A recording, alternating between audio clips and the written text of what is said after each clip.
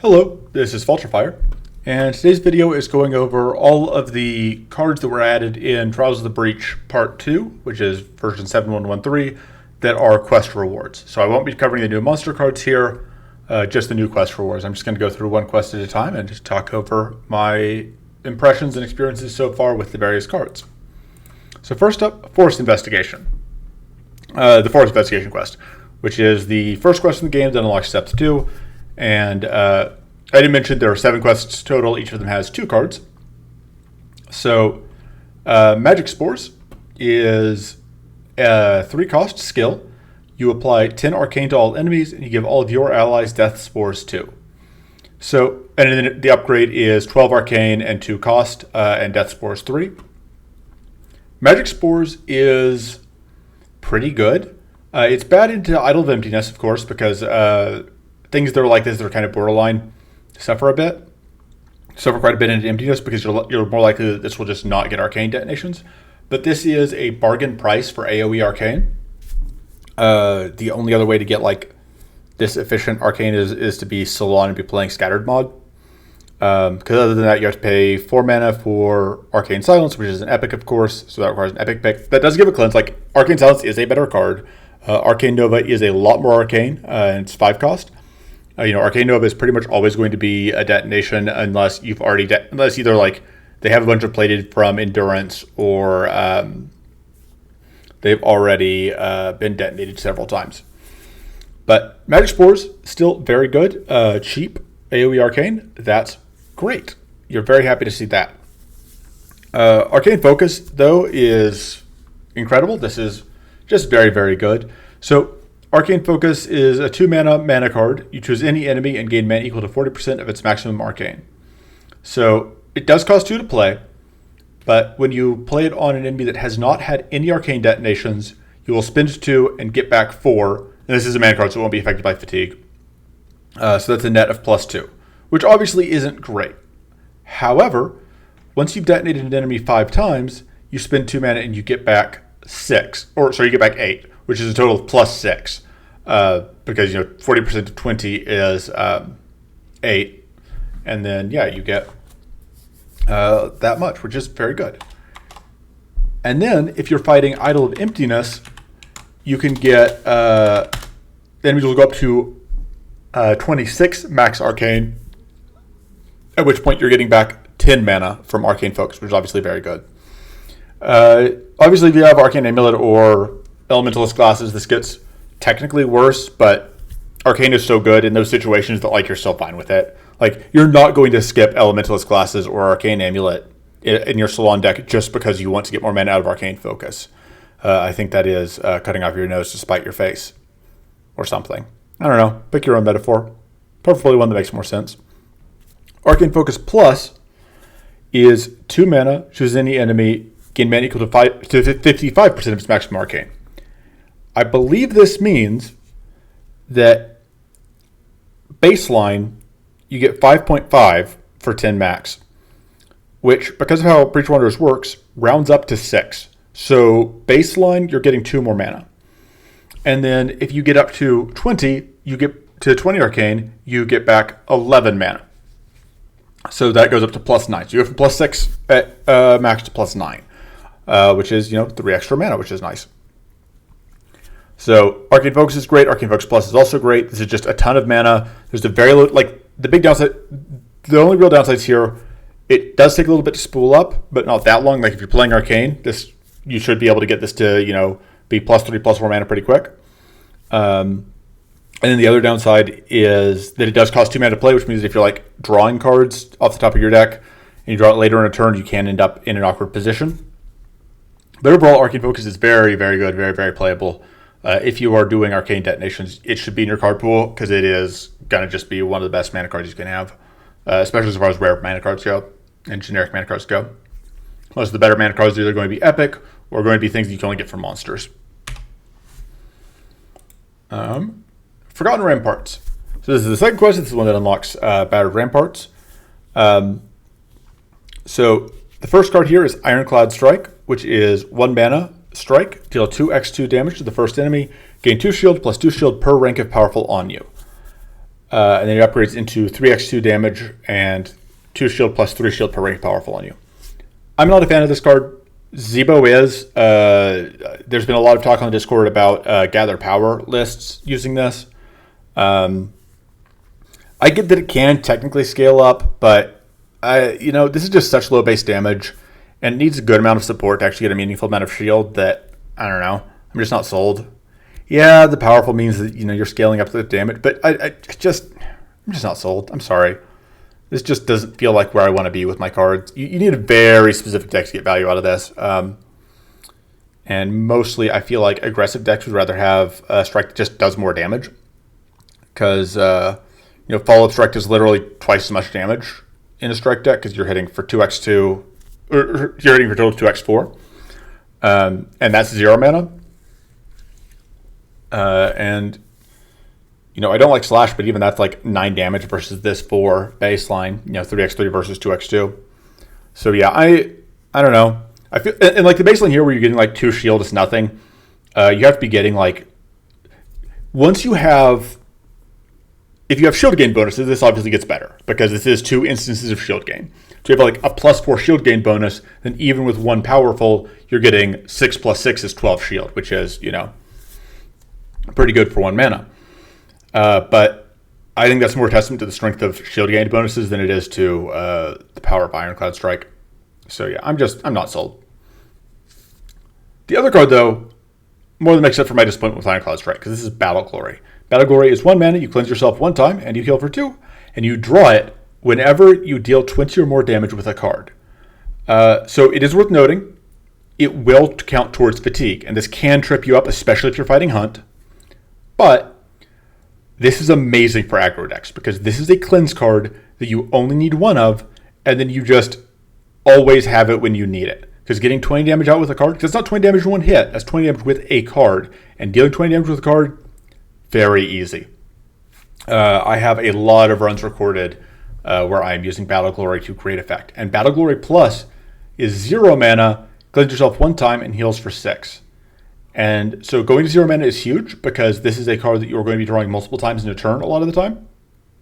And healing for 6 means that this is now actually a respectable heal source, because if you play this even like twice a turn, that's 12 extra healing.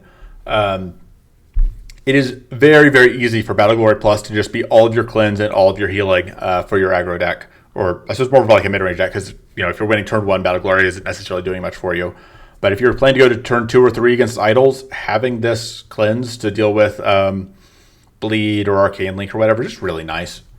And like I said, the heal can help heal off chip damage, which is great. If you're doing any self-debuffing, this is good. Just, all around good times. Moving on, a legendary sword. So there are 2 cards here, of course. The first is Armory, which is very straightforward. 3 mana, skill, draw 3 strikes. Upgrades to draw 4 strikes. I don't know if there's that much to say about this. It is, if you are playing a deck that has a lot of strikes, you should play Armory to draw a lot of strikes. I do have a couple of videos recorded, I think, that are using Armory. For example, there is an inner run that I did with Sharpening Strike, and it is very good there because you can draw your Sharpening Strikes and your things that you're upgrading with them, and that does a lot of work. This is the only generic strike draw card that will draw you more than 1 strike without an upgrade. It is, I think, the only way to draw more than 1 strike without an upgrade, aside from Merle's Killer Instinct, which obviously isn't an option if you're not playing Merle because it's a Merle-only card. There are other cards that will draw you more than 1 strike after upgrading them, but this is the only way to draw multiple pre-upgrade, which is very, very relevant. It does, in some ways, its uniqueness, though, does work against it in that because there aren't more examples of this, it's harder to build a deck that benefits a lot from using it because you can't reliably get this effect. Although that is mitigated somewhat by the fact that you can upgrade a lot of strike draw cards to draw 2, Combat Ready Plus draws 2 strikes. All of the Persistence cards from the Gargoyles in the Ramparts draw you 2 strikes. I'm trying to think what else does. Battle Ready does. Arms Race does. So Yeah, there are a lot of ways to draw multiple strikes once you upgrade them, but this is the only way to get a lot without upgrades. And you're really kind of getting a bargain price on it, on that strike draw. And especially since strikes tend to be pretty cheap, that's just generally great. Of course, to say strikes tend to be cheap, the other card here is Legendary Strike, which is a 5-mana strike, which has Legendary, which is a new keyword that means you can only play one Legendary card per battle. If you've already played a Legendary card, right now this is the only Legendary card in the game. But if you create a copy of this and you play the copy, you won't be able to play the original anymore. And that is the entire fight. You only get to play Legendary cards once. That's very important to know. So never take a second Legendary Strike. Never copy your Legendary Strike. Both those things are useless. So what it does, it deals 4x3 damage to the first enemy. That's not that important. The important thing is you get Powerful 3, Purity 2, and Invincible 1. And then it's removed. Which is good because you couldn't play it again if you drew it anyway. For the record, the Legendary keyword was added because Zebo was stacking Invincible in the first beta patch where we had this card and showing off just complete invulnerability. So what Invincible does is you cannot take any damage. Any damage that you would take, you just don't. And it can't be dispelled. So like if you eat an Arcane Detonation, your other buffs will be dispelled, but Invincible won't. So you're safe from that. Invincible was added to the game a couple patches ago because when Phoenix Feather pops, which is Phoenix Feather is the market item that when you would die, first time you would die in this run, instead you were restored back to life with like 30% of your health, and then you gain Invincible until your turn, so you don't just die again immediately.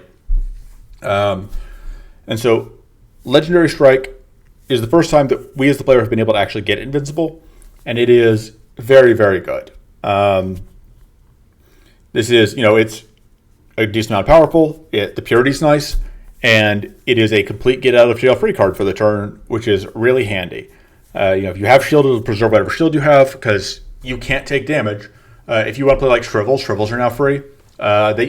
You can still lose shield to things that say that you lose shield. So you can play a Shrivel, but your shield won't take damage from attacks or from arcane detonations and such. I don't think the Legendary Strike upgrade is that good. Like, it's not terrible, but it goes to 5x3 damage, you get Powerful 4 and Purity 3, and still Invincible 1, of course. And the reason I don't like this upgrade much is that, like, it is 1 Powerful and 1 Purity ever for the entire fight. Because obviously you can't play it more than once. And I'm not super impressed with that. There are other upgrades that will give you, Powerful on a card that you can play more than once. There are ways to get, yes, plus 1 Purity and plus 1 Powerful together are worth kind of more than the 2 mana that an upgrade is supposed to be worth. But yeah, I'm just not sold. I don't think Legendary Strike is worth upgrading, but it's absolutely worth running. Basically, any deck that can care about Powerful, I think. If you can find an epic slot to fit it in, like Legendary Strike is one of those cards that you're almost never going to be sad that you had put a Legendary Strike in your deck, because the worst case scenario, assuming that you have the mana to play it, it is a 5-mana card. So the worst case scenario where you actually play it is you play it, it does do anything else for you, but you completely negate a turn of enemy attacks, and that's great. In particular, it's relevant that one of the two bosses, one of the two Area 3 bosses, Baelator, opens the first 2 turns by trying to attack you for 60 plus damage. So having a card in your deck where you can just say, one of these first 2 turns, I'm going to draw into Legendary Strike, I'm going to play Legendary Strike, and that is just that turn solved, and I did it while getting set up. That is fantastic. The other warnings, of course, do not take a second Legendary Strike. There's no reason to have 2 of them in your deck. The second one will be completely dead after you play the first one because of the Legendary keyword. So, moving on. Next one is Fetid Smoke. So, the first card here is Fetid Fate, which is 3 mana skill. Give Curse 5 to any enemy. Give it an additional Curse 2 if it's doomed. I haven't really played with this. I haven't been playing Curse decks as much. I'm not a huge fan of the new version of Entreat Calamity. I don't think it's bad, but it's a lot harder to use effectively, so I haven't gotten that much value out of it. But if you are doing Curse, if you are doing Doom, this is obviously a pretty good chunk of Curse. This will speed up your clock. I tend to not be a huge fan, though, of cards in that deck that are just additional Curse with no other utility, because I just feel like there are enough other cards that do give you utility in addition to Curse that I would rather, like, if you play, like, Corrupted Root is not a card that I'm super excited to play. That's the 4-mana common that gives Curse 4, Frail 1, and Weak 2. And that's not a card I'm excited to play, but it does apply Weak and it does apply Frail, which means it'll help you strip Purity if you're fighting Emptiness. And it is still a decent amount of Curse. It's only 1 mana more than this. If you are consistently dooming enemies, this is fine. It's just, I don't know, I'm not excited about it. It's a card that's fine in the deck where it's fine. And like, I do think there are some cards that have conditions where it's like, I will play this if I'm not beating the condition. I don't think this is one of those cards. I think that if you're just spending 3 mana to get Curse 5, it is not worth it. I think you have to be able, you don't have to always get that Curse 2, but I think you have to be able to expect to get that extra 2 Curse the majority of the time before you're interested in playing this. Fetid Fate Plus is 6 Curse baseline, 4 Curse if the thing is doomed, which is a lot of Curse. That is 10 Curse, that is 20 damage per turn. Which admittedly isn't that much later in the game. That is worth noting. Like early in a run, 20 damage per turn will close out fights pretty quick, but 10, 20 damage per turn won't do that much in area 2 or 3, especially against, or at least against idols where they're getting a whole lot of extra survivability buffs. And potentially being cleansed. However, they would also have to be doomed, which means that this is, on top of the curse they're getting from doom. It's fine. It is a card that I have yet to really find a home for, but it is a card that I think is reasonable. It just doesn't tend to fit into how I build the decks that it would go in. The other card here, though, is Wave of Corruption, which is a 2-mana skill, and it says for every enemy, corrupt it 1 time, then corrupt it again if it has 3 or more debuffs, and then corrupt it again if it has 5 or more debuffs. So a total of 3 corrupts if it has 5 or more debuffs. The upgrade corrupts it still 1 time initially, but then it is 2 and then 2 more for a total of 5 corrupts on each enemy if they have at least 5 debuffs. So Wave of Corruption is amazing in the curse deck, especially if you're playing Inna, because Inna always has the debuffs. Like, you're playing Inna, you just have tools, and tools are your debuffs. You are always, unless you are very, very unlucky as Inna, or you're playing against like Emptiness plus White Flame, and it's an enemy that can cleanse itself. Unless you're like some extreme scenario, Wave of Corruption is pretty much always online for Inna, which is great. They're mostly using this. Corrupt is a kind of awkward mechanic right now. There are sort of 2 main things it does. The first is it ensures that your time-limited debuffs like Weak and Frail are just not going to wear off. You're limited to use debuffs like those. And then the other thing it does is it trips Curse a bunch. It does trigger all damaging debuffs, but like Curse is the one where you're really getting value out because Curse doesn't decrease. If you have Leech and they only have like 1 rank of Leech, they were going to lose that anyway on their turn. So you've gotten that value sooner, but you haven't gotten more value. Whereas with Curse, they get to keep all of their Curse every time. So you're just hitting them for, you play Fetid Fate and you play Wave of Corruption, and you're hitting them for, 6. You play Fetid Fate Plus, you're hitting them for 60 damage, but more than that because they were doomed, and you may be able to set them for a doom proc. So like that's where like Wave of Corruption goes in the same deck as Fetid Fate, in addition to other decks as well.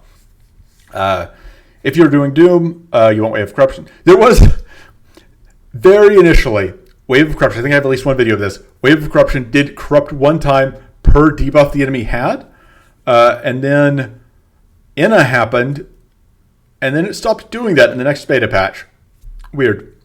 Corrupt is currently a mechanic that One Day isn't a huge fan of, that he is looking to change. So if you want to play with this version of this card, now is the time to do it. The next patch will probably change. But for now, it's a pretty good card. I like it a lot less when I'm not playing Inna, but it is very good on Inna, and I like playing Inna a lot, so that all works out. So moving on. A Song of Crystal. So there are, I was going to say 2 cards. Of course there are 2 cards, Filter Fire. There are 2 cards for all of these. So Song of Crystal, your first card is Arcane Shriek, which is a mana card. This is our second Arcane themed mana card. It is, if you've triggered an Arcane detonation this turn, you gain 3 mana, and you give Arcane Link 2 to all enemies. Upgrade is 4 mana and Arcane Link 3 to all enemies. So the first note here, obviously, is you have to be pretty confident you're going to be Arcane detonating every turn. That makes Salon the obvious choice for this. Because, of course, Salon's cannons are going to help him force out detonations very consistently. with the downside being Solon's detonation is going to come from his Cannon Blast, which he tends to want to play later in a turn after he's decreased the cost on them, and Arcane Leak is something you want to get out as soon as possible. I found Arcane Leak Shriek to be underwhelming. In theory, the power is there, and part of it may be that just like I am wanting more out of this than is reasonable. Because if you compare it to, say, Predator's Focus, as long as you're actually able to play Arcane Shriek consistently, even if you don't get out a bunch of Arcane Leak, this is still 3 mana and a little bit of Arcane, or you got rid of Rank of Fury on everything. It's all fine. I think the upgrade in particular is also kind of meh. Although Arcane Leak 3 is like obviously 50% more than Arcane Leak 2, but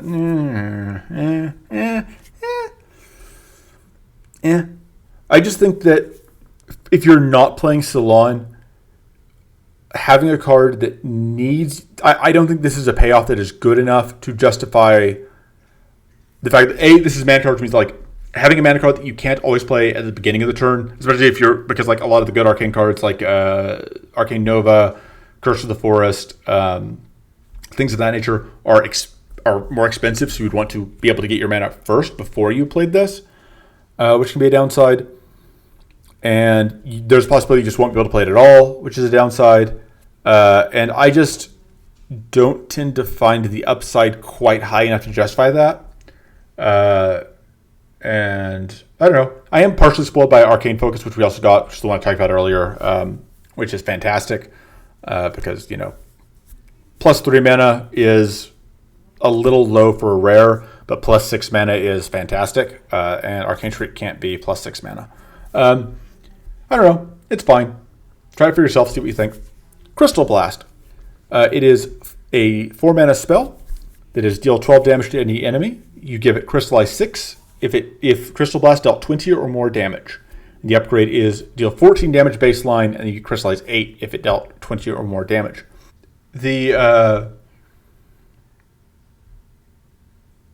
Sorry, let me reboot my brain real quick.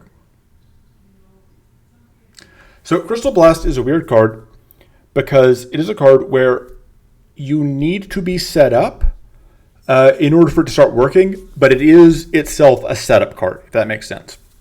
You have to deal 20 damage, which with a baseline of 12 is 20 divided by 12 is you need like plus 70% damage roughly to get this to get you a detonation, which is a decent amount. Like even if you're playing Naema, that's not super difficult. That's like Strength of the Sun in Sun Stance gives you a total of like 55%. So like you're not too far off there. Like if you're like it's not hard, but it is a bit of work. But the payoff is pretty good. Like Crystallize 6 is 30% extra damage and status, and then if you upgrade it, it is even better because you only like a 40% bonus at that point to get it to enough damage. Powerful obviously decreases the percentage you need as well. And then you get 40% with Crystallize 8, which is 40%. And of course, if you solar amplify this, you are really in business because solar amplification would mean that your base damage is high enough to crack immediately, and you get twice as much Crystallize. So, if you put solar amplification on Crystal Blast Plus, now you're doing 28 damage, and as long as it does at least 20, you get Crystallize 16, which is crazy. So that is a card. That is a card that does work. So I need to play with Crystal Blast more to figure out exactly how I feel about it. It does seem like it has a lot of potential. It also seems like I think it is... So compared to Arcane Shriek, I think it is a better setup reward proposition than Arcane Shriek is. I am way more excited about the idea of getting Crystallize 6 than I am about the idea of getting like Arcane Leak 2 and roughly the same amount of mana I would get anyway. But anyway, that's enough about A Song of Crystal. Let's talk about the Lost Warrior cards. So, first up, Furious Retribution. It is a 0-cost skill. You get Vengeance 8 and Bleed 2. So, Vengeance 8 is 64% extra damage until end of turn. That is quite a lot. Bleed 2 is obviously, a downside, but 64% damage is a lot of bonus damage. And the upgrade goes to Vengeance 10 and only Bleed 1, which means you get 80% damage, and like 1 damage taken per card is nothing in light of getting 80% damage boost. Furious Retribution Plus is nuts for any like. Furious Retribution is good if you are the sort of deck where you don't plan to press the end turn button ever, which is fitting since this is from the Catan quest and it is a card that has Catan in the art. This is not a Catan exclusive card, but it is very much a Catan card, if that makes sense. Because of course Catan will also get an extra Vengeance rank from applying bleed to himself. Furious Retribution is great. If you're playing a Catan deck, you probably want it. If you're not playing a Catan deck, if you're still playing an aggressive deck, I think I am underplaying it right now. I have a tendency to build decks that I don't think are going to be aggressive decks, and then they end up being way more aggressive than I thought they were going to be. So I should probably be playing it more than I am. It is less good on Rue, just because Rue tends to do more cards that are lower base damage. And of course, percentage-based bonuses, like if your base damage is 3, then plus 80% takes you from 3 to like 5, which is not exciting. That's only plus 2. That's worse than like 2 temporary powerful, which you get from an unupgraded burst of strength. But if you're doing like 10 damage in your base damage on your hit, like Furious Retribution, going back a card, Furious Retribution immediately sets up Crystal Blast. And that's interesting.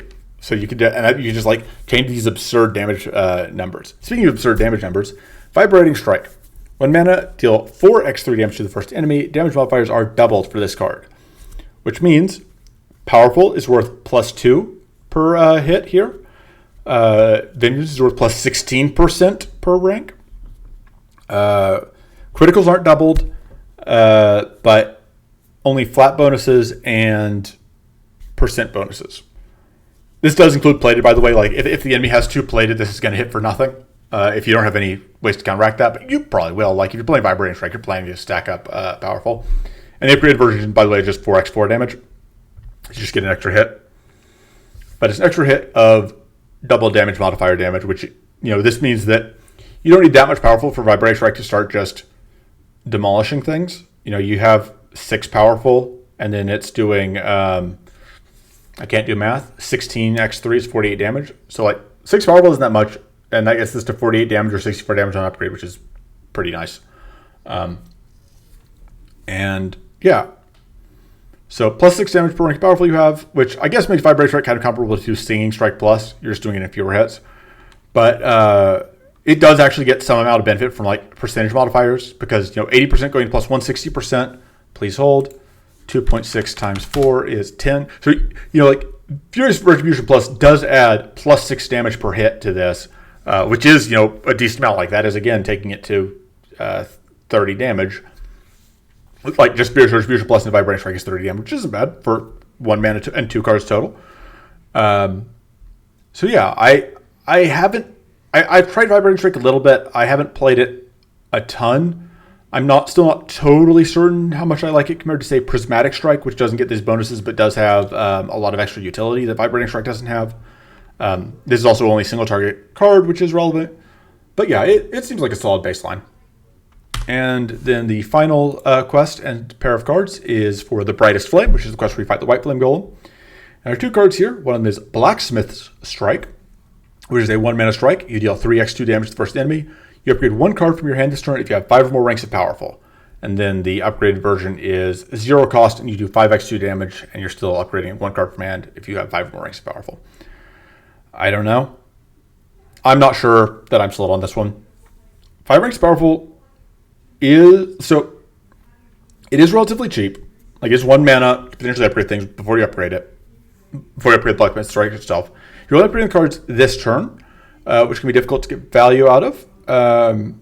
Ideally, you're going to play that card multiple times this turn. If you're not, this is just like basically giving you plus 2 extra mana of value if you're only playing the card once, because upgrade's worth 2 mana. You've played this, you've gotten 2 extra mana of value from the upgrade. But it does require you to like have it in hand with a card that you can upgrade, and it does require you to have 5 more ranks Powerful, which isn't much once Powerful stacking decks get rolling. But I'm always, with Powerful stacking decks, I tend to err on the side of valuing cards that are either going to help me get rolling or that are going to immediately close the game out once I'm rolling. And I don't think this does either of those things. But I also haven't really tried playing like the Gather Power deck, or I have tried the Gather Power decks. I wasn't super impressed with them, but that some of the other players have been working with recently. So it probably has a home there, although I don't think any of them are running it, so I don't know. And then the other one, though, is Defensive Smithing, which is much more my sort of card. It's a 4-mana skill, gain 14 shield, and you upgrade 1 card from your hand this combat. Upgrades to 3 mana and 18 shield, upgrade 1 card from your hand this combat. So Defensive Smithing is much more my speed. It is, which is to say, slow. My speed is slow. Inna doesn't want this because Inna has Tweak and Inna has Brilliant Idea, and Brilliant Idea got much better this patch. But if you're not playing Inna, this lets you do one of the big things Inna can do to let you just take over longer fights. And Shield goes great with playing a long fight, of course. So Defensive Smithing, you are down mana initially because you paid 4 mana to get plus 2 mana back worth of value. But you're playing this because you plan to take the fight out long enough that this ends up being overall worth it. You're playing to draw that card multiple times. Because unlike Blacksmith Strike, which is only this turn, Defensive Smithing upgrades for this combat. The main reason I haven't played more Defensive Smithing, I think, is that it can be hard to find a window where this is the epic you want. You only get, very few. You only get like 5 epic picks in the normal run. You can get more than 5 if you have specific events show up, but normally you're going to have 5 epic picks. And, if 1 or 2 of them are committed to idols, then you have like other key cards in your deck you want to find. It can be hard to justify having Defensive Smiths show up at a point where it's what you want and then taking it. But it does good work at doing what it is. It can also sometimes struggle to be to find a spot in a card pool because this is a card that is just sort of a generically useful card rather than a card that is clearly pointing towards Wave of Corruption. When we were talking about earlier with the corrupt 3 times, which decks want Wave of Corruption. You are playing a deck where Wave of Corruption is doing something that helps you. Defensive Smithing is much more a card where you're like, you know what? I don't have I have some spare epic slots. This gives me value. I want to run this card. So yeah, I would, generally speaking, I am in favor of Defensive Smithing. I am not in favor of Blacksmith Strike. But yeah, those are the last 2 cards. I don't have any fancy summation. I don't have a tier list or anything for you. I don't even have rating scores because that's not how I do things. I just ramble, and you do stuff with the information. Or you don't. I don't know. Maybe you're not even really listening to me. You're just letting my soothing voice flow over you in a crashing wave of corruption. Like and subscribe. See you next time. Toodles.